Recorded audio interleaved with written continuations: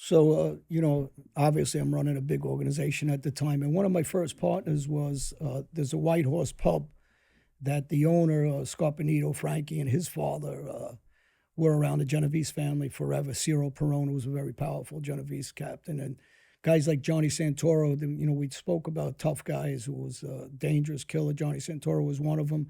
My cousin, Patsy, used to stay with him. Then the son stayed with me later on and got indicted on some murders with me. But that group stayed in the White Horse. It was a very well-known group of tough guys that worked for Ciro Perone at the time. So you had law enforcement around constantly because of them. And as we're coming up, we're moving coke like crazy out of the bar, the White Horse. Frankie, like I said, was one of my original drug partners. And so I have conduits that'll move weight for me. And one of the guys comes to me, and I have an apartment with him up the block from the White Horse, which was on 87th Jamaica Avenue. And for the people that don't know, a lot of guys got killed in front of that bar. Next door, there was another bar. There was a double homicide, very famous case with the Gambino family. Bobby Glasses is one of the guys who gets convicted on that case on a double murder. He ends up dying of a heart attack in jail. A friend of mine, Mikey Merlo, with kids, he got shot in the head with a shotgun at 17 years old, young age, chasing a guy, and the guy blasted him. Angelo Costelli, another good friend of mine, he was getting married. I was in his wedding party. He gets killed in front of the White Horse, and several others. So that's a real known spot for murders and for drug dealing and for the mob.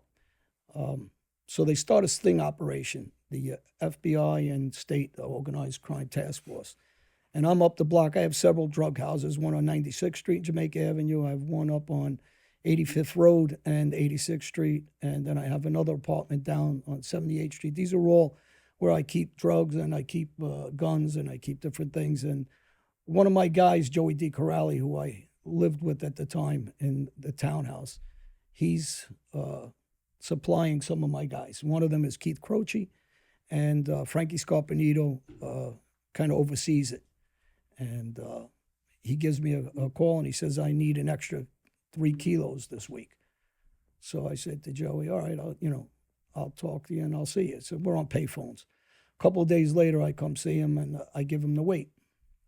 And he goes and he delivers it. And I forget to ask him, because usually I ask these guys, why all of a sudden is there an increase? Who are you selling to? And just that day, I just didn't ask him. And I gave him the 3 kilos. And maybe 2 weeks go by, and I have another conversation with him, and he asks me for 5 kilos. And I said, well, what do you need 5 kilos? This time I ask him. He says, well, Keith Croce's got a new guy that's buying weight from. So I said, what do you mean a new guy? He says, the guy that hangs around the White Horse, and he's been buying from. I said, does he know the guy? He goes, yeah, I think so. So I said, do you think so? Or does he know him? He goes, well, from what I'm being told, he knows him. So another couple of days go by. I don't jump on it. Again, I just kind of think, all right, they probably know the guy. I don't think it's an emergency of any sort. And I see Frankie Whitehorse. And I say to Frankie, what's going on? And he's got an apartment in Lindenwood, near Howard Beach at the time. And he says, oh, Keith's been supplying this guy. I says, well, who's the guy? He goes, I don't know. He drives a black Mercedes, brand new. And he's been coming in the last couple of months. I says, how long? Exactly. He said 2 months. I says, who does the guy know? And they mentioned somebody's name. He knew somebody, supposedly. So I know something's wrong. So I go back to Joey and I says, do not bring anything again to the White Horse for anybody until you see me. And he's okay. I said, then move all the drugs that we have here and bring it down to another apartment Dennis Pittman had. It was another guy. He passed away. Him and his brother both died since then. They worked for me. And I says, bring everything down to Dennis's apartment on 96th Street and clear out my other apartment on 78th Street. And the reason why I wanted 78th Street cleared out is because when I was talking to him, he said the guy goes down to 78th Street also. There's another bar that we had over there called the Old Brother Inn. And he was inquiring at the Old Brother Inn also. Now, since if you're just dealing drugs, it's one thing. But like I said, there's violence. There's bodies there. I baseball batted somebody to death in front of Old Brother Inn, 3 guys. I think we got into that story before. So they know there's violence. And there's other shootings going on besides that. So that violence brings these investigations like this. So I go and I have a meeting, and I see Keith Croce. And I said to him, Keith, come here, I want to talk to you. And, he's a young, skinny kid at the time. And I said, how'd you meet this guy? So he says, well, he comes in the bar. I said, yeah. He says, yeah, he was buying like 1 gram. He was buying 2 grams. He knew, and again, he threw somebody's name out, say Mike. I said, he knew Mike? I go, how do you know he knew Mike? And he said, well, he told me he did. I said, he told you knew Mike, and how long has he been buying for you? He says, the last couple of months. And then he stepped it up to what? He was, well, he bought a half a key, and then he bought a key. I says, half a key and a key. I go, do not sell him anything again.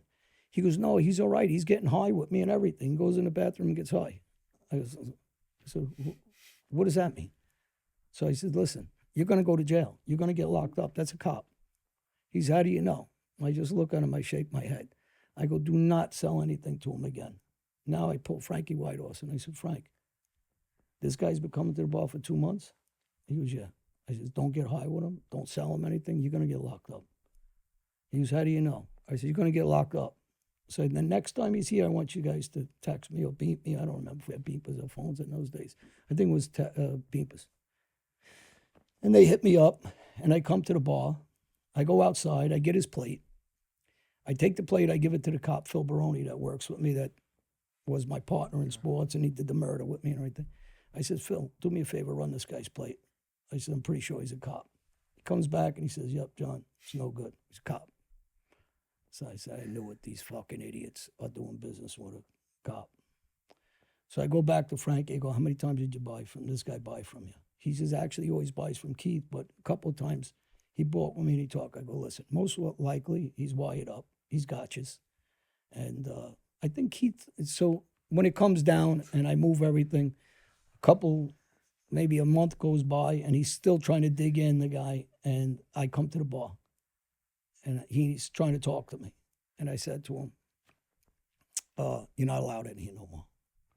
And he says, excuse me? I said, you're not allowed in here no more. He says, why not? I says, because I know you're a cop. I said, no, you got these guys. I says, but it's over. I said, I'm not going to play games with you. Everybody knows you're a cop. You can't come in here no more. He goes, who are you? I says, I'm nobody. I says, I'm just telling you, everybody knows you're a cop, and nobody wants you in here anymore. So he goes, that's the way it is?